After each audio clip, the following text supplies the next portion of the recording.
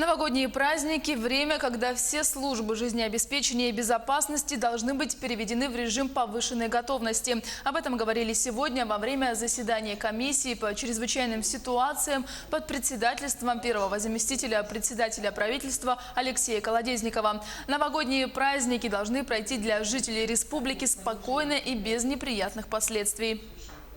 По предприятиям жилищно-коммунального хозяйства и энергетики уже проведены предварительные видеоконференц-связи и совещания рабочие, где дана установка по инструктажу, по проведению предварительных работ.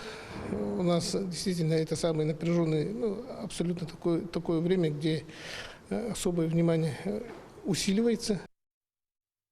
Рекомендовано главам муниципальных образований в связи с понижением температуры наружного воздуха и роста количества пожаров в муниципальных образованиях ввести на своих территориях особый противопожарный режим.